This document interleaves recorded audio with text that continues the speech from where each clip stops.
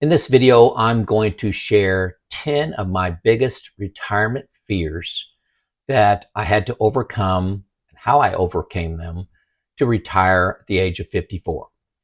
These go much deeper than the typical fears you'll hear about that you need to overcome in retirement on YouTube and in books. And I'm going to cover those typical 5, and then these 10 are a layer deeper than that, I promise you. So many folks, as they're looking at retirement, they have fear.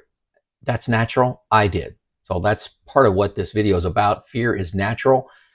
However, it often can manifest itself in working one more year, getting trapped into, hey, things just aren't quite right in the economy. Hey, instead of needing $750,000, I want $1 million, moving the goalpost, that's called. So hopefully this will help. So my name is Joe. I retired, like I said, at 54. That was 6.5 years ago. Currently, I'm 61. I'm not a certified financial planner. I'm just telling my story to help you perhaps get a little more confidence as you see another person go through the journey and talk about their fears, their decisions, their mistakes, what they learned. So that's what I'm trying to do. I've got 880 videos out there, not to be prescriptive, but again, just to give you confidence. So, hey, here's a little joke to start us off. 99% of things we worry about never happen. Obviously, worry works. Not true. But hey, one more thing before we get started. 30% of this audience is subscribed. Hey, folks, if this is your second video of mine that you watched, give me a subscribe, give me a like, helps push the content out, get more comments going, helps motivate me as I see that subscriber count increase. So give me that if this is your second video. So, hey, the top 5 financial fears that everybody talks about. Number 1, what if I run out of money? Fear of running out of money. Number 2, what if there's a stock market crash right after I retire? Number 3, what if I have a healthcare emergency or healthcare costs spiral out of control? Number 4, inflation. What if inflation destroys my purchasing power? And number 5, what if Social Security gets cut, 2033 or whenever it is due to run out of money, other than the income coming in from people that are working jobs and the taxes. And so those are covered a lot. I've covered these a lot, but I'm going to go into 10 more that are different, not 100% unique to me, but rarely covered. So I'm going to discuss each one of them quickly here, and these are not in any order. Number 1, I feared the regret of giving up such high income. I was at the top of my income the day I announced I retired. And what if I would have continued for another year or another 2 years, 3 years, 5 years? What could I have built my nest egg to? Did I make a mistake? I'm making good money. I don't have kids at home. Where I, have those additional expenses. The house is paid off, no auto loans, debt free. Man, this is a dumb time to retire.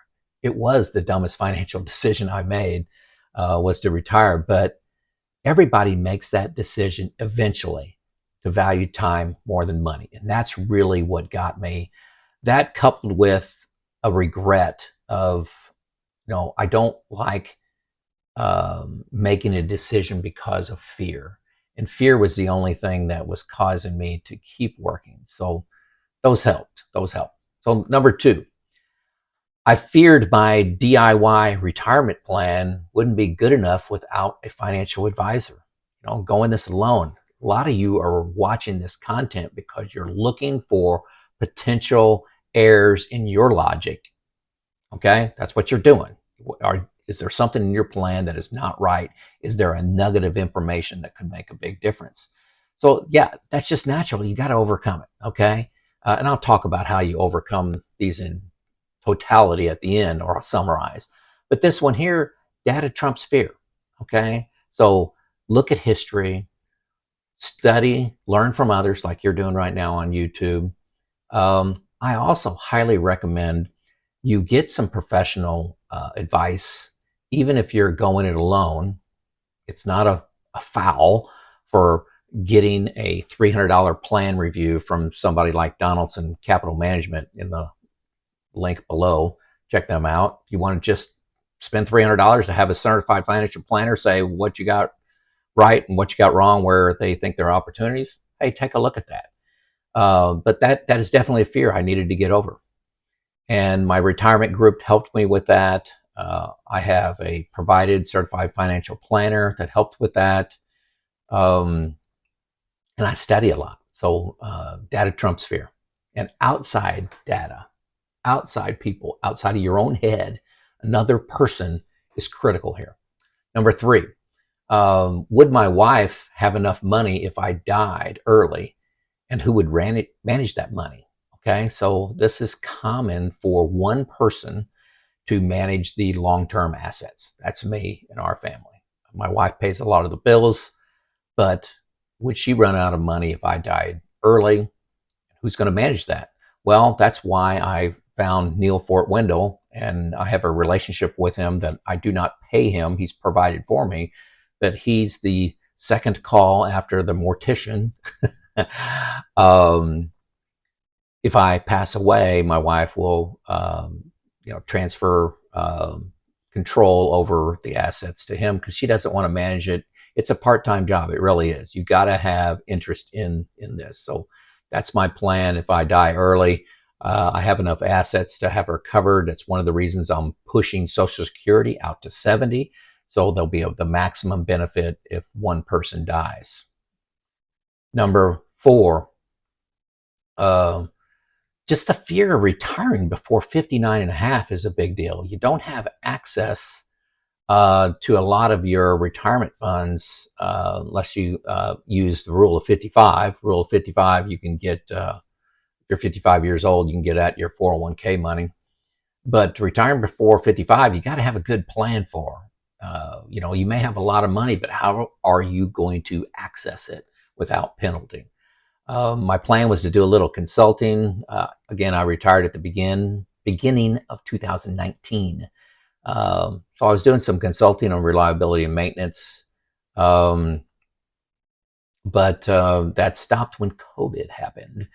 And the stock market has been running really well overall since I retired in, like I said, 19.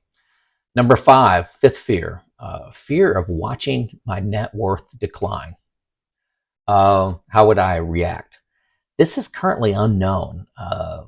Stock market has done great for me. I actually have more net worth now, 6.5 years retired, than when I retired. The stock market has just been doing great. I'm heavily into stocks. When I originally retired, I was 90-10. 90% equities, 10% fixed. I'm currently 80-20, and that has paid off extremely well for me.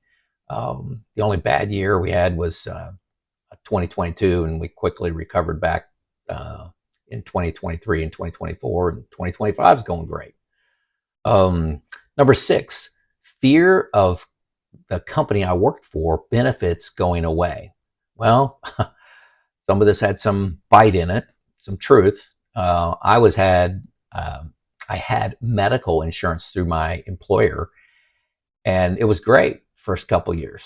But then they dramatically increased the premiums. I mean, well beyond what I could buy it for myself. So I was getting, medical benefits for about $500. I think it was around $500 a month for my wife and I total. And then they raised that to $2,000.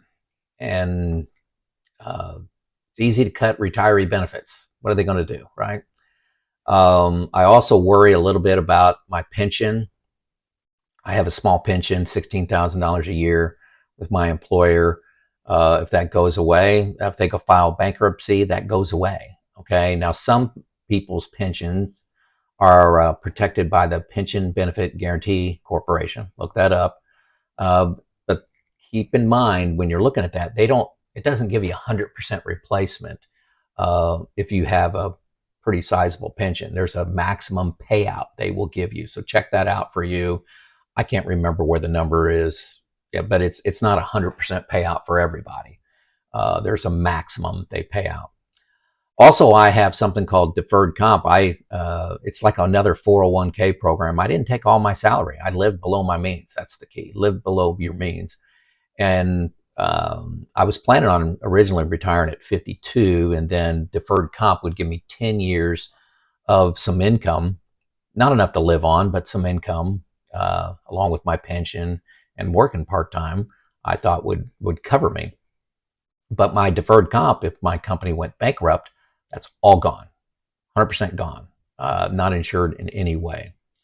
So yeah, fear of company benefits going away was a big deal for me. Still is. Um, Number 7, how my spouse would adapt to the new life. So my wife, Lisa, we're making this decision to retire. We planned, on our expenses and basically maintaining our lifestyle.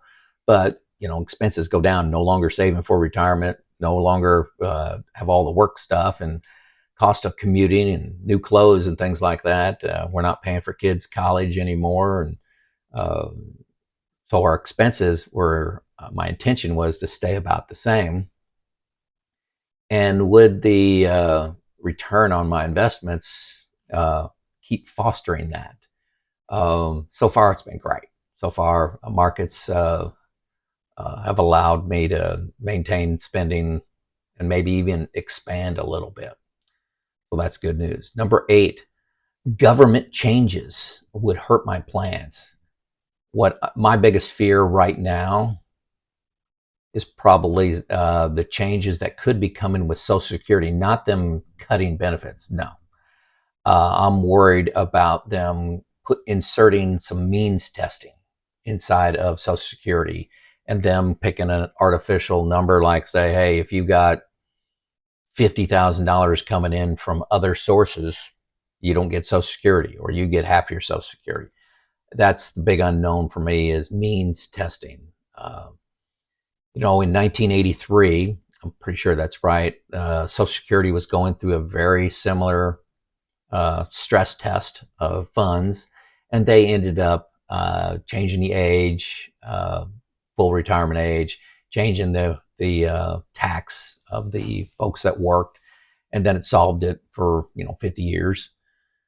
But we'll see what they come up with this time. It needs to be fixed. Means testing is my biggest concern there. I don't think they're going to cut Social Security for everybody. I just don't see that happening. There's too many people that depend on it, too many people that vote on it, and you'll never get elected again if you vote to cut Social Security.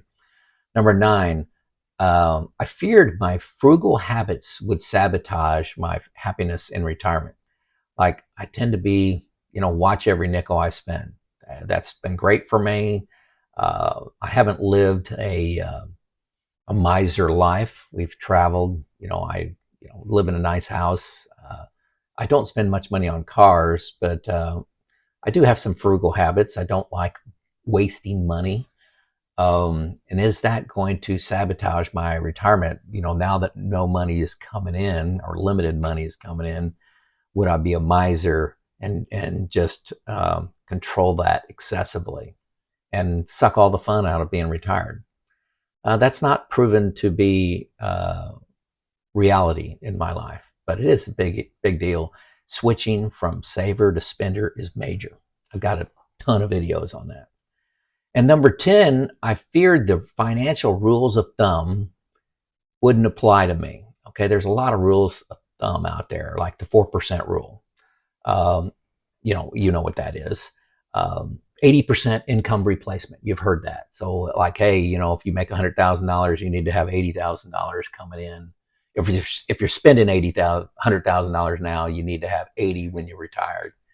The 60-40 portfolio. Every retiree, that you need to be 60-40, or 120 minus your age. You need to have in equities. All these rules of thumb you've heard. I basically don't use any of them.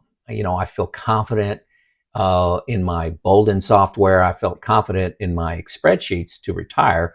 Boldin's replaced all that stuff times 1,000, giving me a lot of confidence to what I'm doing. But I'm not following the 4% rule, the 80% income replacement, 60-40, 120 miles per age. I'm not following any of those. So those are my 10. Now, before you log off, I got a bonus 4 fears that I hear a lot of people talk about, but I didn't experience. But I wanted to mention them here, see if they trigger something with you. Number one, I feared my identity was too tied to my job. It wasn't. I'm just Joe, love being just Joe. Yes, I loved my career, but that transition to in my identity was nothing for me. Number two, I feared I'd need to support my adult kids. No, not at all for me. I have 4 great kids. They're all degreed engineers, got good jobs, all got houses. They're doing great. They don't need my money. They'd love to have some of it, but they don't need it at all. They're fine to be on their own. Number 3, I feared I'd misjudge how much I was going to spend once I had a lot of free time. So when you got a lot of free time, are you just going to go crazy spending money? No, didn't happen to me at all. My personality did not change from how I spent money in my working years to how I'm spending money now. That does create some opportunity. I could spend a little bit more money, but I can't just change who I am. And I think that's going to happen to quite a few people. And the fourth thing, that fear that I did not have, was, making a big move like downsizing or relocating would backfire financially. Like you decide to move to a low-cost state, move to Tennessee or Florida, and you end up spending more money on a house, and some hidden taxes came in at you. Like you moved to Florida and the homeowner's insurance was 3 times what you're used to, or property taxes higher. Didn't happen to me. I didn't move. I'm still in the same house, and really short term don't have any intention of relocating. We like the community that we're in, and 2 of my 4 kids live around here. I have 2 brothers that live around here, and my dad. So those are 4 fears that I did not have. So in summary, remember, fear thrives in the abstract. So take action, study history, learn from others, craft a plan, write it out. Okay? I use Boldin for mine. And review your plan with someone. There's no substitute for this to drive out fear. The biggest thing I find people not doing that will give them confidence is to run their plan by somebody. Okay? Now, I got options in the show notes. Donaldson Capital Management is a great one, that I would take a look at. $300. You can have a certified financial planner look at your plan and give you confidence to maybe pull that trigger of retirement 2, 3, 4 years earlier than you thought was possible. You don't need to eliminate all your fears. You just need a good plan that's been looked at by somebody else, crafted by you. There you go. So with these fears I mentioned, did any of them resonate with you? Did I miss one that's important to you? Get a discussion going in the comments. This is Joe out.